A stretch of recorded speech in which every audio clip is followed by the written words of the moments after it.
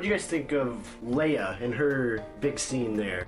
Her ship was attacked, and you see Kylo Ren closing in on it, and then a little bit of his light side comes out, and he doesn't pull the trigger, and then 2 other stormtroopers are flying through, and they take out her ship, and she gets sucked out, and then she's out there floating around, supposedly dead, and then the Force takes over for her. And I was expecting, like, Guardians of the Galaxy 2 was I'm Mary Poppins, y'all. You know, maybe something like that. Because she just kind of floats through space. Like, it would have been cooler, I think, if she wouldn't have been alive and just made her way to the ship. Like, the Force brought her. Because she, you don't ever see her practicing or using the Force or being trained at anything like that. So if, the Force cocooned her, shielded her, brought her there. I mean, she finds out that she has this great power like her brother does at the end of Return of the Jedi, and you don't think she ever did anything with it. I mean, like, we finally get to see what she can do with the Force, and that it's different from what everybody else does. Like, honestly, I think there's a little too much ballyhoo over this Mary Poppins thing that people are talking about. If you can bring objects towards you with the Force, you can bring yourself towards objects with the Force. It's especially not that big of a deal. You're in space. That's exactly how that works. Yeah. Also, I would say, if you want to break that scene down, like, Kylo going to shoot Leia and seeing that light side, I mean, if they're trying to do a redemption story or any kind of redemption story as Vader did, Vader couldn't kill Luke as much as he tried to. I don't think he ever would have took that real swing at him. Yeah, and again, like, it's there in the themes of the movie, man. Like, when Kylo breaks his mask, yeah, and he's like, I didn't hesitate to kill my father. Like, I did exactly what needed to be done when I needed to do it. And then he's like, it tore you in half. And then you get that shot of Kylo, and he looks like garbage. Right.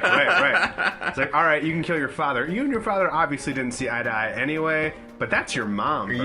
Yeah. Also, like, if she was a smuggler running around the galaxy doing all this crazy illegal shit in everybody's eyes, because, like, obviously Han fucked over everyone, not just, the good side or the white or the bad guys.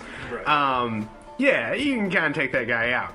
But it's Leia. She's leading the rebellion. She's always led the rebellion or had some part to do with it. She's the ultimate good in this movie. Just callously killing her for anyone is like. I mean, I think even Snoke would have a hard time. Is all I'm saying. Well, maybe he figures if he kills his mom, there's not going to be anything left to do. They won. Yeah, we gotta stretch this out for another couple movies. Right.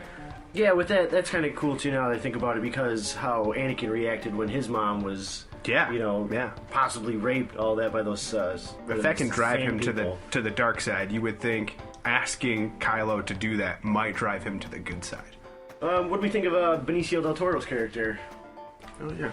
I played Star Wars D&D. It's a great game. If you haven't played it, there's a whole, like, Star Wars D&D book, and you can be, like, a scoundrel or a, ranger or all these different kinds. He would be a scoundrel, but he felt like a Star Wars D&D character or something from, like, Elseworlds or a comic book or something in a way that I was okay with, but I felt like maybe wouldn't play to a lot of general audiences. Yeah, he didn't really have that Lando feel that I think they were kind of going for. Apparently, Rian Johnson considered making that character Lando and having Lando make a hard turn on everybody, but, with his writing partner and everybody, where they were like, no, don't do that. They'll hate you if you do that. Yeah. don't fuck over Billy D. Williams. Billy D's just too cool. Also, I feel like if Billy D were to do it, they'd be like, all right, man, we see that. He'd smooth his way out of that one. All I know is Billy D better be in the third. Like, if Lando isn't in this third movie, I'm gonna riot. I'm gonna be a one-man riot. He blew up the second Death Star, dude. Like, he's one of the original characters, and I feel like he's the one of, like, the original set of Star Wars characters, along with Han and Leia and Chewie and Luke, that we haven't seen come back, and we need to. I only want to see him if he's wearing Han's old clothes again. Those are his clothes, dude. Those are not Han's clothes. No, see, that's why, he stole, Han's vest is Guido's old vest. He and Guido hate each other because Han stole his vest. That is Han's vest. That is not Han's vest. all of the vests belong to Lando Calrissian. He got that ship in a sabacc game, like wholesale. Had Lando stuff in it already.